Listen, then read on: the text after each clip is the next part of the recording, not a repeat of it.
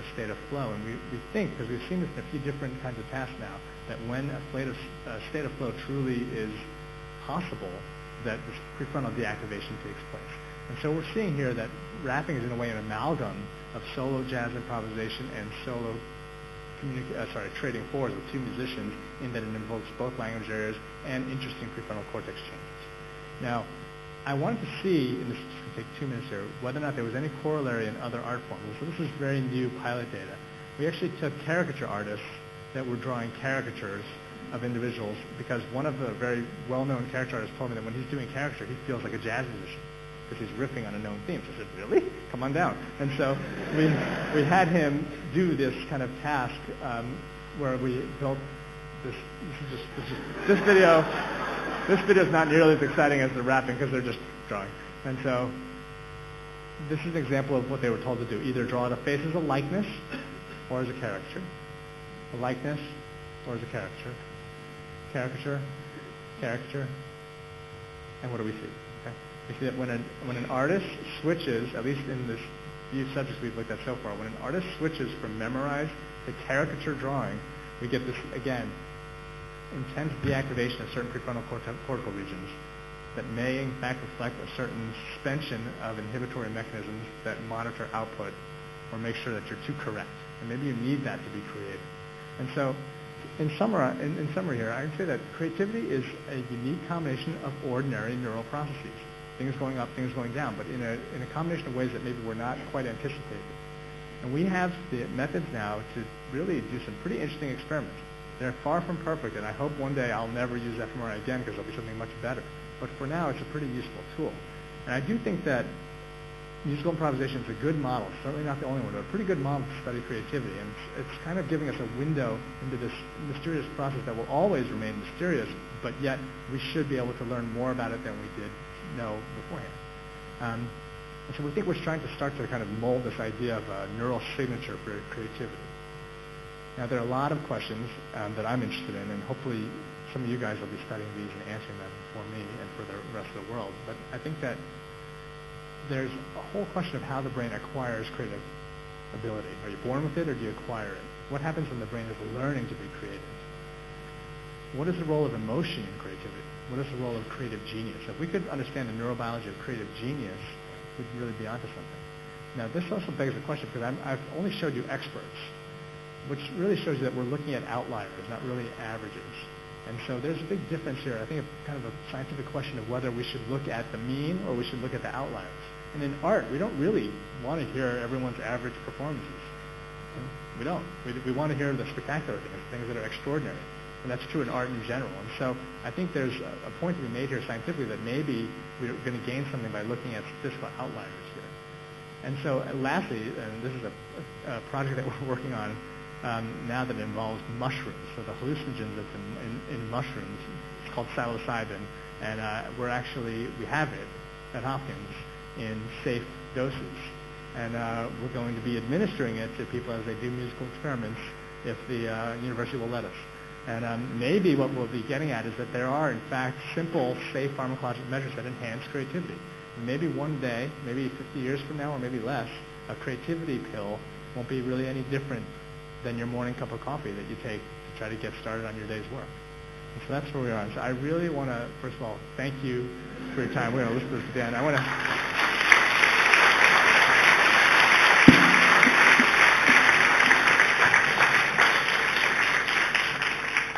to thank Tara for putting together this conference and for inviting me, and for really just being pretty inspirational. I got to say, I don't know too many teenagers that are doing what you're doing. It's really impressive. And I just want to thank the conservatory and the university for inviting me.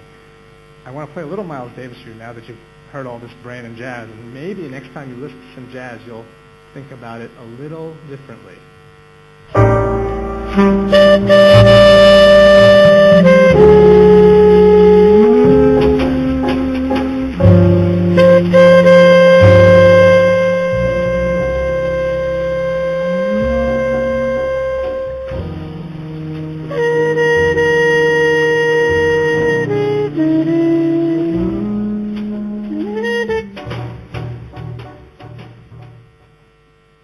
Thanks again for your time. I appreciate it.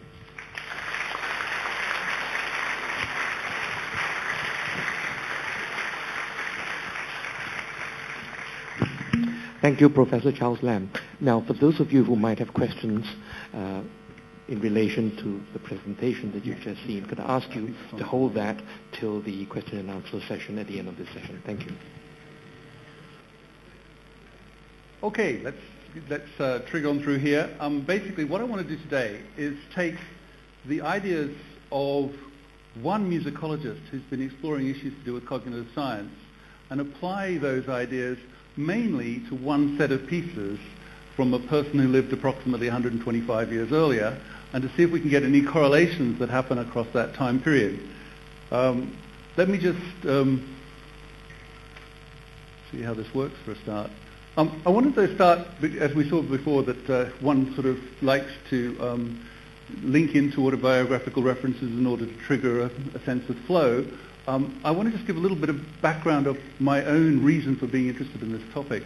First of all, I grew up in northern Australia in the jungle, and it was great because I really was very, very close to nature as a child, which meant I feared it immensely, and I had huge respect for it. I happened to live in a part of the world which had the most dangerous creature on earth in the box jellyfish, the most dangerous snake in terms of the taipan, the most dangerous, you name it, it had it.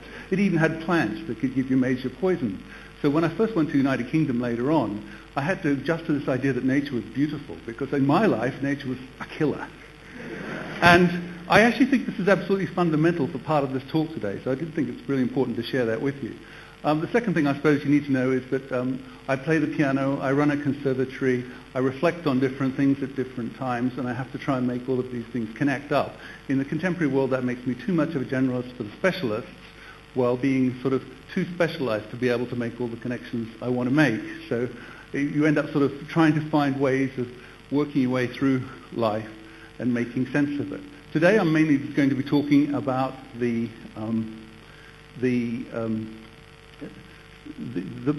process of reflection rather than the musical world that I live in, I suppose. But in truth, I'm actually advertising a concert tonight.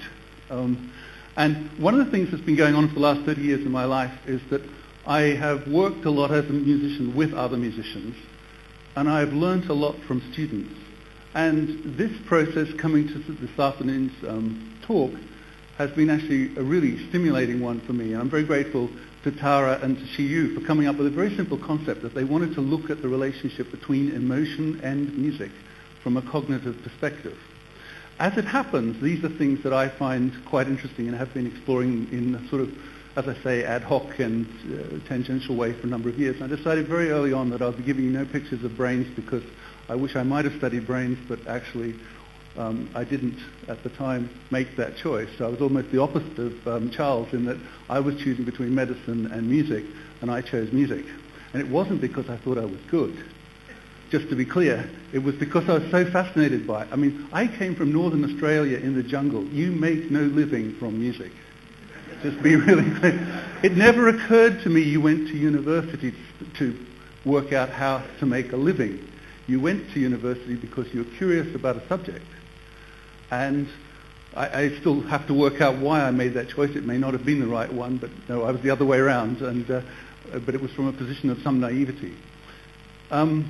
So I just want to go through a little bit of some of the things I have been reflecting on the past. And the first one was something I called inside knowledge. And it began with something really from Descartes. You know, I think, therefore I am. Why not I feel, therefore I am? Why not I do things, therefore I am? So it was like, why have we got so obsessed that actually the way to work out that we exist is only because we think? And that I wanted to work through what it is as a player, because I do things, I feel things. I'm not just thinking these things. But what became much more interesting for me was actually that we sort of tended to compartmentalize everything and how we learn things, and that I was looking at something in music which was much more intuitive, which was much more crossing boundaries and so on. And it got me really thinking about what happens in a music curriculum.